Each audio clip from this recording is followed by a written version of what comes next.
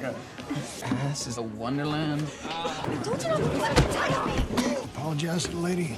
I'm sorry. The story begins with John Brickner, who has just been released from prison. He served 4 years, even though he was originally sentenced to 7 for a murder he committed in the past. Wanting to change his life, John decides to make amends and start over.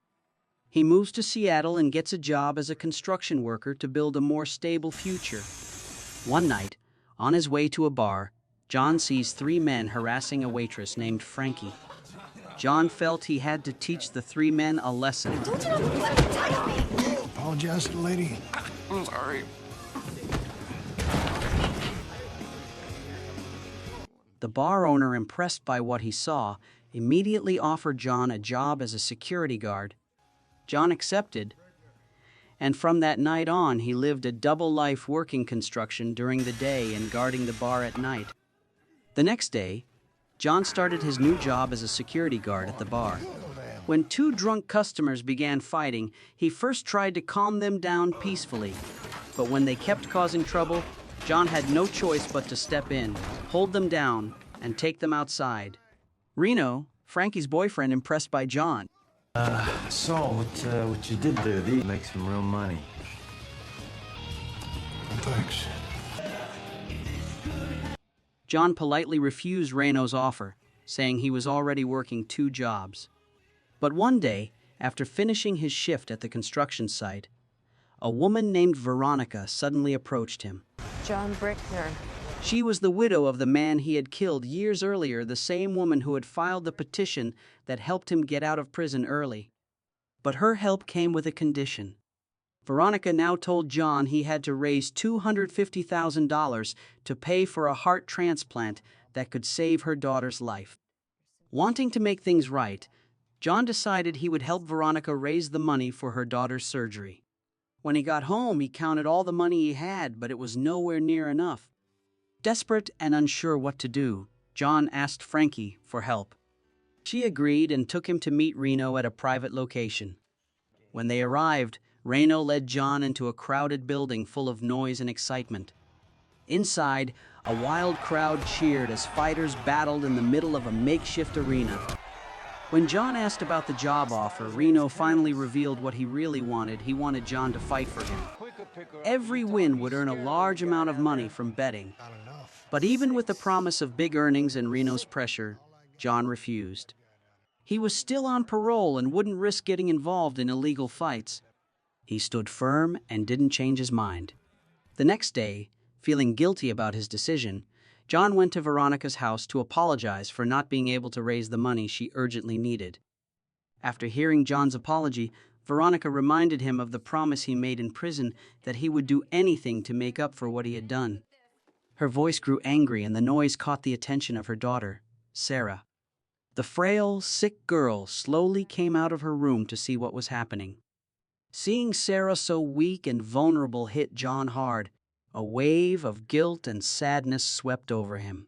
Overcome with emotion, he finally promised Veronica that he would do whatever it took to raise the money for Sarah's life-saving treatment. The next morning at the construction site, John was suddenly fired by his boss for a small mistake. But only moments later, that same boss collapsed from a heart attack right in front of him. Thinking quickly, John gave first aid and kept him alive until help arrived. That night, still weighed down by Veronica's request, John went back to the underground arena to better understand what he might be getting himself into. There, he saw Reno and Frankie watching a violent, high-stakes fight. Things got worse when Reno's fighter was badly injured and had to be taken to another room for emergency treatment. After examining the injured fighter, the doctor said he was in no condition to continue into the second round. Seeing an opportunity, John stepped forward and offered to take his place. But before the fight could start, everything was interrupted by the arrival of Mr. Wolf, a dangerous man who had come to collect a debt from Reno. Reno tried to calm him down, promising that he would pay the full amount after the fight. When the match finally began, John and his opponent immediately traded powerful punches and kicks. John, you can't win.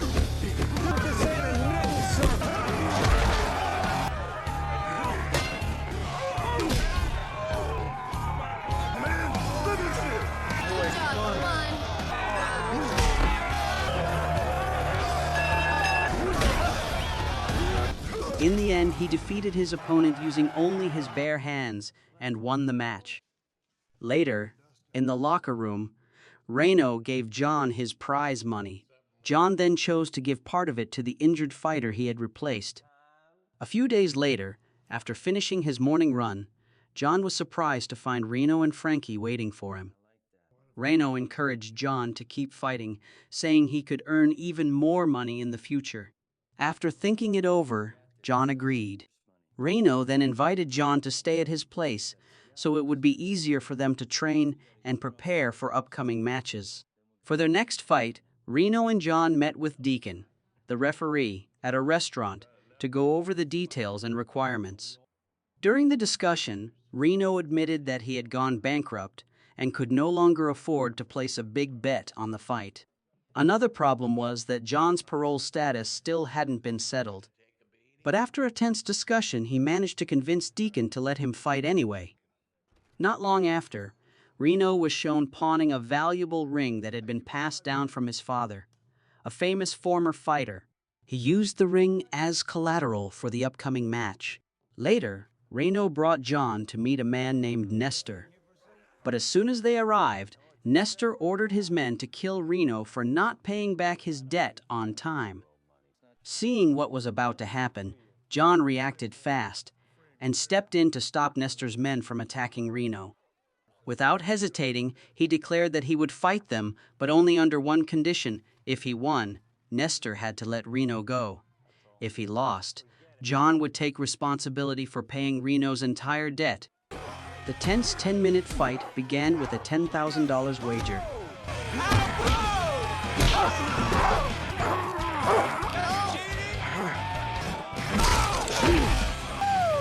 John quickly knocked out his opponent, winning the fight. He and Reno left immediately after. On their way home, John got a call from Veronica. She told him that her daughter had suddenly collapsed and had been rushed to the hospital. When John arrived, he felt a wave of fear as he saw Sarah lying weak and unconscious in her bed. Wanting to help her, he promised himself that he would do whatever it took to make sure she could get the surgery as soon as possible.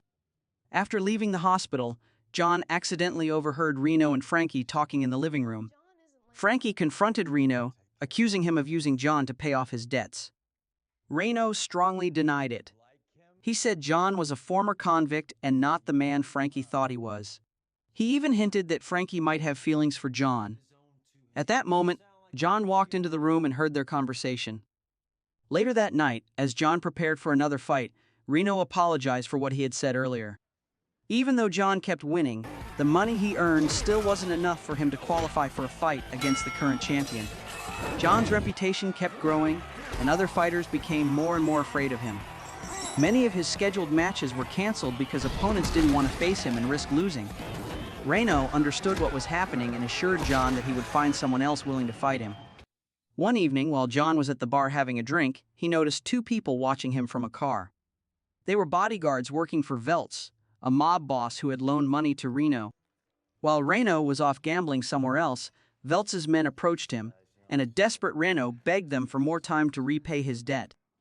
Veltz's men gave Reno 1 week to repay his debt and warned that if he failed, they would hurt Frankie. That night, John fought a tough Mexican opponent in a brutal match. What do you think? After the win, John, Reno, and Frankie went to a bar to celebrate. While they were there, John asked Reno why he hadn't planned his fights more carefully. Reno explained that, as John became more famous, the betting amounts increased, and they had to keep fighting just to cover their rising expenses. Moments later, John got a call from Veronica, and they rushed to her house. When they arrived, he found her unconscious next to a letter saying that Sarah's organ donation had been canceled. The letter hinted that Veronica felt she had failed Sarah so badly that she tried to take her own life. Without wasting time, John brought Veronica to the hospital. While waiting there, he opened up to Frankie and told her why he had started fighting in the first place.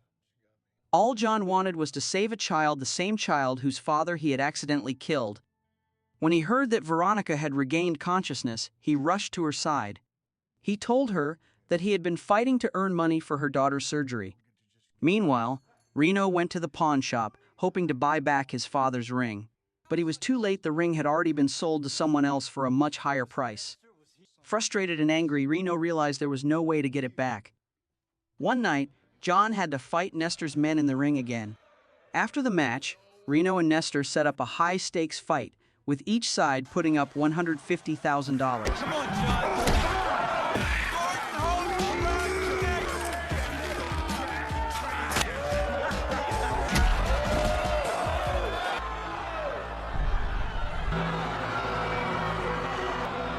I'm done. Meanwhile, Veltz's men found Reno and brutally beat him for not paying his debt on time. The next day, John was followed again by Veltz's men. They forced him to come with them and took him to a lavish mansion. There, John came face to face with Veltz himself, who, to his surprise, was the father-in-law of John's construction site boss. Grateful to John for saving his son-in-law during a heart attack, Veltz promised to grant him any request. John made 2 requests. The first was that $150,000 be used to pay for Sarah's heart surgery. John's second request was for Veltz to pay off all of Reno's debts. But Veltz said he could only grant one of the 2 requests and left the choice up to John. After thinking for a moment, John decided to have Reno's debts cleared. After the meeting, John felt it was time to say goodbye to Reno and Frankie, since he planned to move out of Reno's house. Grateful, Reno thanked John for relieving him of his financial burden. Not long after, Reno got a call telling him that someone had placed a bet for John to fight the current champion, Sharp. That evening, John arrived at the arena to face the tough opponent. John, your hands up.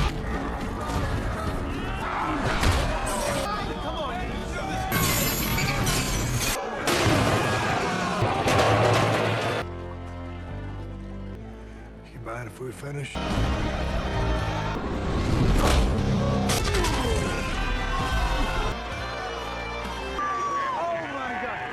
At the same time, Veronica hurried down the hospital hallway and was told that all of Sarah's surgery costs had been fully paid.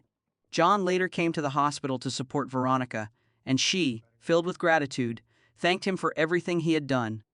Soon after, Reno and Frankie arrived, and John returned the rings he had retrieved from the pawn shop.